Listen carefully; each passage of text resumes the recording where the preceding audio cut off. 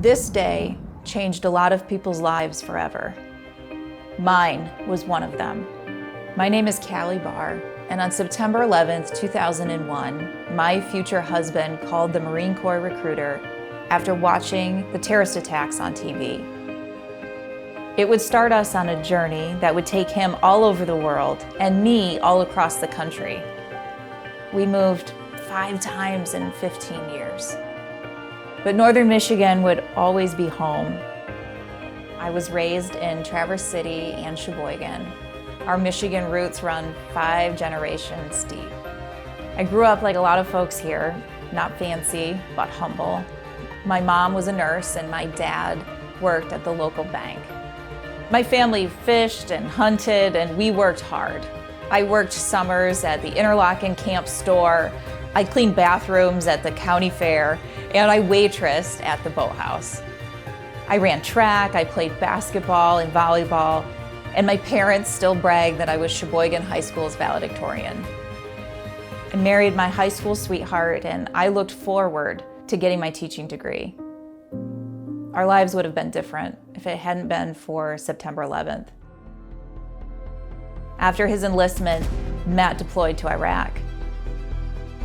And in Fallujah, he fought in one of the bloodiest battles of the war. Many of our friends were killed or injured. And when Matt came home, we found out that he had a traumatic brain injury from Iraq. Getting him the help that he needed was hard, and watching him suffer was even harder. And so I decided to work for Blue Star Families to give voice to service members who were struggling with post-traumatic stress and traumatic brain injury and their families. It became my mission. But what I found out was that policy and decision makers often didn't take me seriously. And I don't know if it was because I was a mom or just a military spouse, but it motivated me to do something years earlier I wouldn't have thought possible. I went to law school. And it wasn't hard to spot me in a lecture hall with a 2-year-old on my hip and a 5-year-old in hand. But 3 years later, I graduated from the University of Michigan Law School with honors. Go Blue.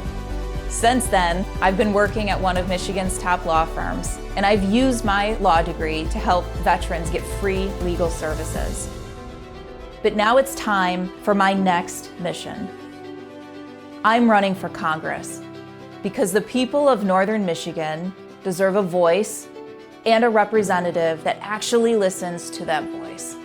Someone who's from here, and someone who can fix people's problems because they've actually lived them.